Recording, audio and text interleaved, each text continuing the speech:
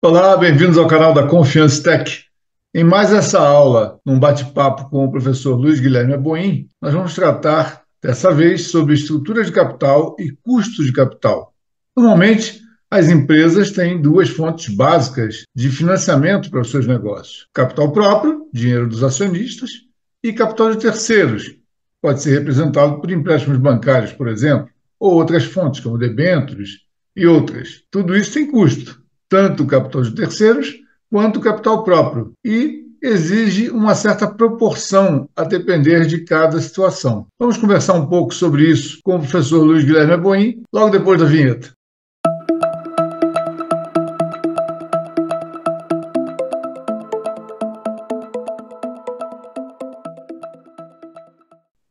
Olá, Luiz Guilherme Aboim, tudo bem? Tudo bom, tudo ótimo. Então, como eu já falei na introdução desse vídeo, o assunto de hoje é estrutura de capital e custos de capital das empresas. Num outro vídeo em que nós falamos sobre valuation, inclusive falamos sobre um livro, Valuation, onde um dos autores é o Luiz Guilherme Aboim, vou até deixar um card aqui para quem não viu aquele vídeo ter a oportunidade de assistir, está disponível aqui no canal. Naquele vídeo, nós falamos que o modelo mais robusto para avaliar uma empresa é o modelo de fluxo de caixa descontado. Para fazer esse fluxo de caixa descontado, nós precisamos de uma taxa de desconto, que é definida normalmente pelo custo médio ponderado de capital, ou, na sigla em inglês, WACC. Eu te pergunto, Luiz Guilherme Abuim, esse WACC, ou custo médio ponderado de capital, ele é útil também em outras situações, além dessa de trazer o fluxo de caixa valor presente? Olá, Luiz. Sim, sim, sem dúvida. A aplicação mais badalada é para o valuation, né? Porque o modelo mais utilizado para avaliar uma empresa é o modelo do fluxo de caixa livre, que é um fluxo operacional e que tem que ser trazido a valor presente por uma taxa que é o custo médio ponderado de capital, porque esse valor presente desse fluxo vai nos dizer quanto é que vale os ativos operacionais da empresa. E os ativos estão sendo financiados com capital próprio de terceiros. Então, nada mais razoável do que trazer esse fluxo a valor presente com base nesse custo médio ponderado. Agora, se a gente estivesse avaliando a empresa pelo fluxo de caixa do acionista, aí a gente teria que trazer esse fluxo pelo custo de capital próprio, que vai estar dentro, inclusive, do custo médio ponderado. Agora, fora isso, né, na análise de projeto, a decisão estratégica mais importante de uma empresa é analisar projetos, fazer estudos de viabilidade. Então, quando eu projeto o fluxo de caixa incremental de um projeto, eu tenho que trazer esse fluxo incremental a valor presente também, com base no custo de capital. E também poderemos usar essa taxa para avaliar se uma determinada empresa ou mesmo uma unidade de negócio está gerando valor ou não, né? A partir do cálculo do EVA, né? Que é o valor econômico adicionado.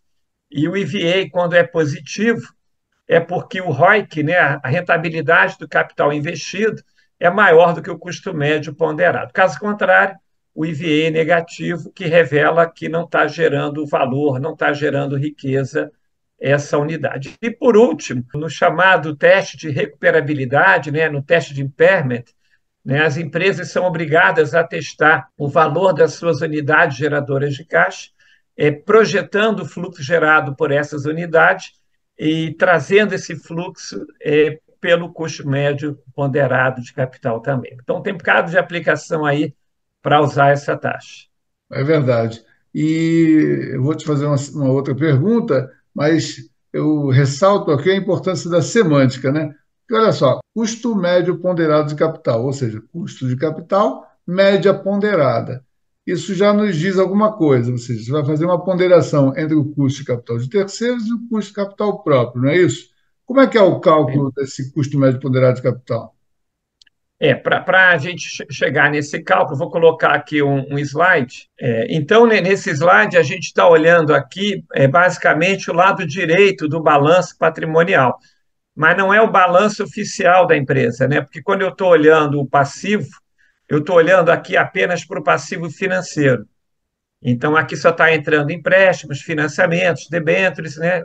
Tanto no curto quanto no longo prazo. né? Esse é o capital de terceiros, e na parte de baixo a gente tem o capital próprio. Ou seja, não é o passivo completo, né? Não entra, por exemplo, aqui conta de salários a pagar, fornecedores, obrigações fiscais. E às vezes até a gente ouve a pergunta, mas a conta fornecedores ela também não tem um custo? Aí eu respondo, claro, sim, tem um custo. Só que o custo da conta fornecedores é por conta dela, quando paga um fornecedor num prazo mais curto, ela consegue um desconto. E se ela paga num prazo mais longo, ela perde o desconto, né? E se ela perde um desconto é porque tem um custo. Só que esse custo ele entra na conta, lá no CPV, no custo dos produtos vendidos, e não na despesa financeira. Então, o capital de terceiros que entra aqui no cálculo do custo médio ponderado é relacionado ao capital de terceiros oneroso. São as dívidas financeiras, curto e longo prazo. Então, esse é o primeiro ponto. Então, eu tenho esse passivo oneroso, que gera um custo, chamado custo capital de terceiros, e tenho capital próprio, que também gera um custo, que é o chamado custo do capital próprio. Então, a média ponderada dos dois vai dar o CMPC, o custo médio ponderado de capital. Perfeito. Eu sei que muitos vão estranhar, ou alguns podem estranhar a minha pergunta, mas é verdade que o custo do capital próprio, ou seja, o custo dos recursos dos acionistas, ele é mais caro do que o custo do capital de terceiros, ou seja, do custo de empréstimos? Sim, sem dúvida, Luísa. Sempre o capital próprio vai ser mais caro que o de terceiros. E para isso ficar bem claro, a gente tem que entender que em finanças existe uma relação entre risco e retorno. Quanto maior é o risco, maior é o retorno exigido, né? Então, o custo de capital próprio ele é mais caro que o de terceiros, por quê? Porque certamente é mais arriscado eu virar sócio de uma empresa do que emprestar dinheiro para uma empresa. Então, por exemplo, o banco que está emprestando dinheiro para a empresa, o banco ele tem uma série de garantias, ele exige uma garantia real, ele pode exigir aval de acionista. O banco, se a empresa quebrar, ele vai receber muito antes do que o acionista. Talvez se a empresa, caso a empresa quebre, talvez não sobre até nada para os acionistas, né? Então, o risco é maior do acionista, consequentemente, o custo de capital próprio é maior do que o custo de capital de terceiros. A questão toda, inclusive, é que o custo de capital de terceiros é até mais fácil de ser calculado, porque ele está explicitado nas demonstrações financeiras. Lá na demonstração de resultados, eu tenho a despesa financeira, e lá no balanço patrimonial eu tenho a dívida financeira. Então, a despesa financeira dividido pela dívida financeira média, né, vai nos dar esse custo do capital de terceiros. Tá? Por outro lado, o custo de capital próprio ele não aparece na demonstração financeira, não aparece na demonstração de resultados, nenhuma linha que diga esse aqui é o custo de capital próprio. Então, ele não existe na demonstração, mas na prática ele existe. E, Ah, inclusive, ele é mais caro que o de terceiros. Ele, na uhum. realidade, é um retorno requerido, é um retorno exigido pelo acionista. Quando um acionista ele entra de sócio de uma empresa, ele tem uma expectativa de retorno. E como ele sabe que aquilo ali tem um risco, e dependendo da empresa o risco pode ser elevado, ele vai ter que exigir muito mais. Então, o cálculo do custo de capital próprio, ele não é tão simples assim, tão imediato para ser feito como é o de terceiros. Ele envolve um modelo. O modelo mais utilizado no mundo é o modelo CAPM, que a gente nem vai estar entrando nesse vídeo. Até a gente pode marcar depois, Luiz, um vídeo só para falar do modelo CAPM, né? O Uhum. modelo CAPM ele parte de dois componentes, como aparece aqui: uma taxa livre de risco mais um prêmio de risco. Tá? A taxa livre de risco é quanto o investidor ganharia aplicando num título do governo, né? E o prêmio de risco é o adicional, que vai depender do risco operacional e do risco financeiro. Você, na verdade, já está nos dizendo como são as bases de cálculo do custo do capital próprio. Você acabou de dizer aí, né? Nada mais é, simplificando, claro, né, do que a composição entre uma taxa livre de risco e um prêmio pelo risco, ou entre outros componentes aí, como o índice beta e outros fatores, eventualmente. E o custo do capital de terceiros, estou só fazendo um resumo aqui, é a própria despesa financeira, como você também já disse, E também nas demonstrações financeiras, nas notas explicativas, você tem lá a abertura da dívida da empresa, com todas as suas linhas de financiamento, os custos por linha. Essa informação sempre existe nas notas explicativas, né? Agora, pensando nisso, então nós temos uma composição que vai resultar na média ponderada, justamente entre quanto tem de capital de terceiros e quanto tem de capital próprio na estrutura de capital. Cada empresa tem uma composição diferente da outra, né? E aí eu te pergunto, existe uma estrutura ótima de capital? Com certeza, sim, né? Mas para a gente entender melhor essa questão da estrutura ótima, a gente tem que, antes disso, entender o que está por trás desse prêmio de risco. Embora a gente não vá estar entrando aqui no modelo CAPM, a gente tem que entender que existe nesse modelo uma fórmula onde a taxa livre de risco é esse RF, né, o risk free, e o prêmio de risco, que é o adicional, ele pega o prêmio de mercado multiplicado por um índice beta, né? O beta ele está relacionado a questões operacionais e questões financeiras. Então vamos olhar aqui um pouquinho mais para eu poder chegar na questão da estrutura ótima. Vamos Perfeito. pegar aqui um período, dois períodos, né, onde o país passou aqui por uma forte recessão. Foram anos de 2015 e 2016. 2015, o PIB caiu 3,5%, depois caiu 3,3%. E em 2020, né, com a pandemia, o PIB caiu 3,9%. E para isso a gente tem que entender que tem empresas que sofreram muito mais com a recessão do que outras, né? Então, tem dois tipos de empresas: empresas cíclicas e empresas estáveis.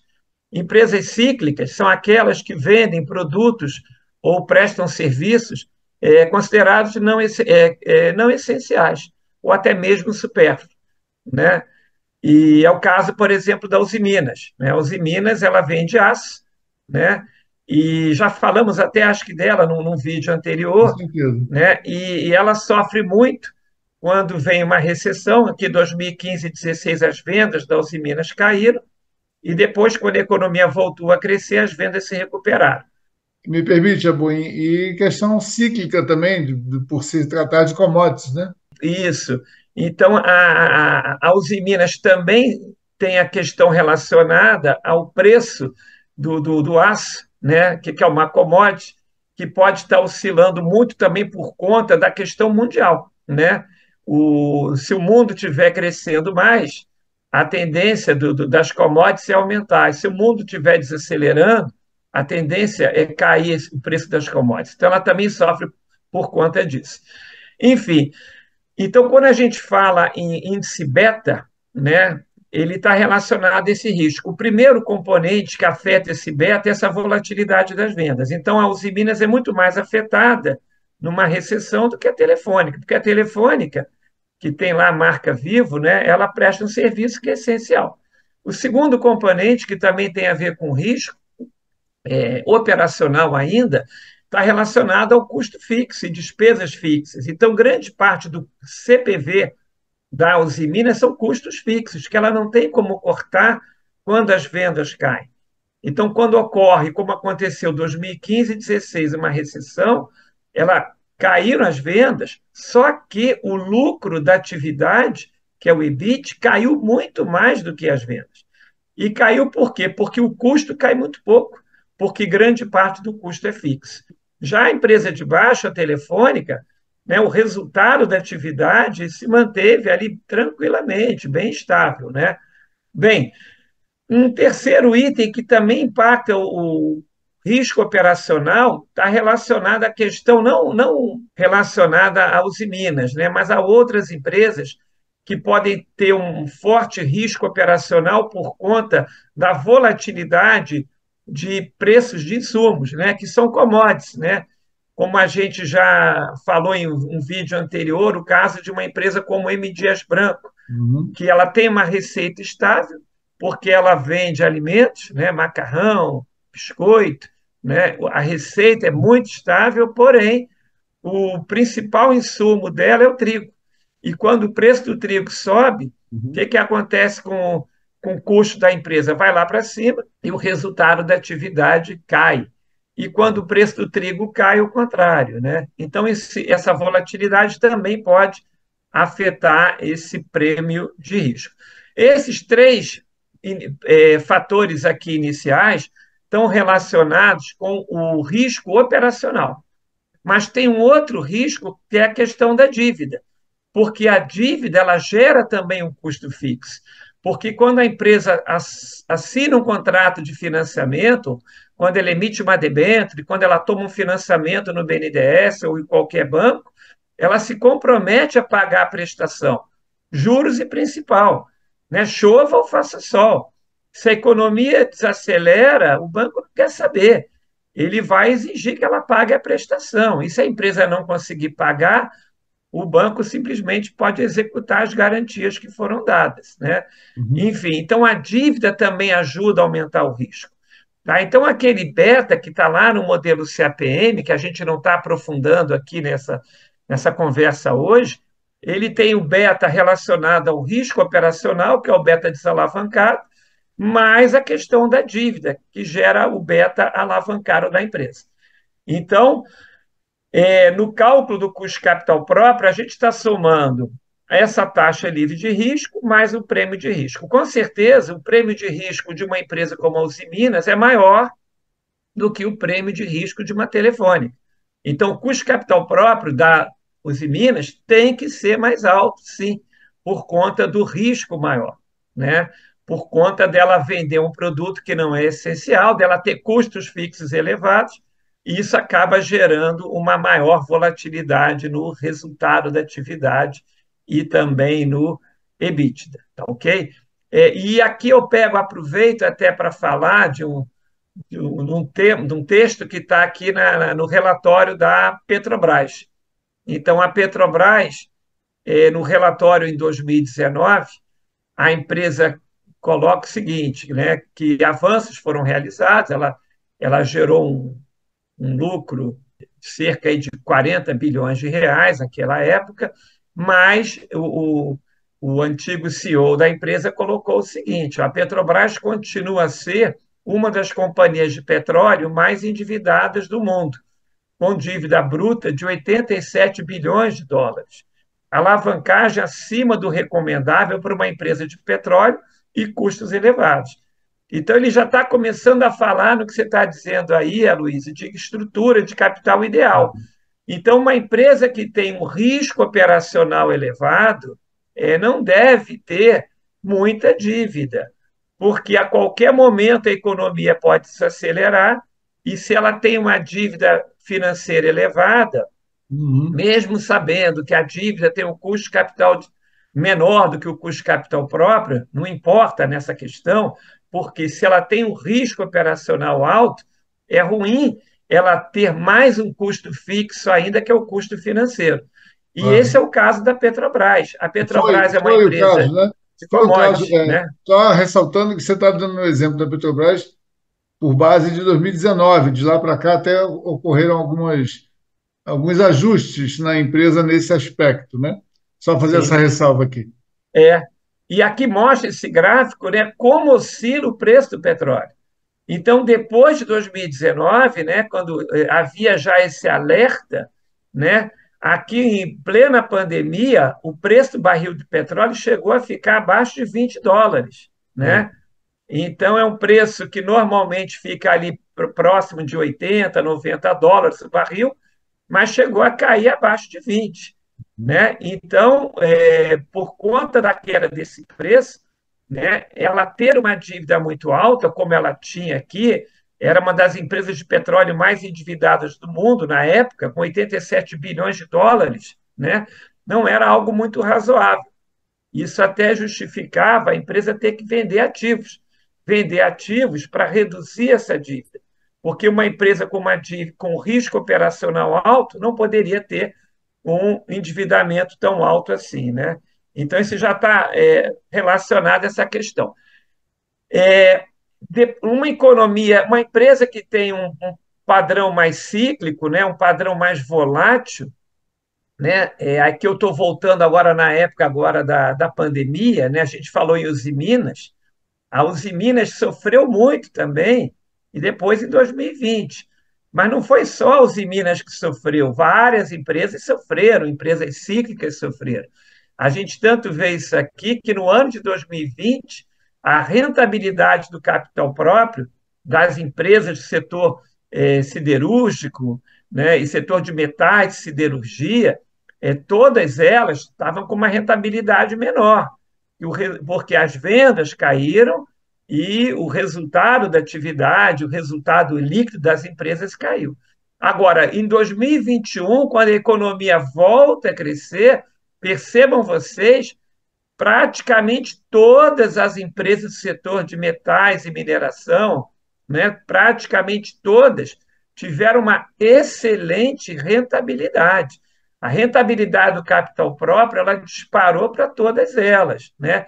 Então, quando a economia cai, o resultado vai lá para baixo. Quando a economia se recupera, em compensação, o resultado vai lá para cima. Depois volta a cair também essa rentabilidade, né, já por conta aí de uma desaceleração, né, na economia mundial, né? Retomando então o ponto aí da tua pergunta, Luiz, eu vou pegar aqui um rápido exemplo, que é o seguinte: imagine que eu tenho uma empresa que o custo de capital próprio é 20% ao ano e o custo de capital de terceiros, líquido já de tributos, ele é igual a 10% ao ano. Então, isso vai facilitar a nossa conta.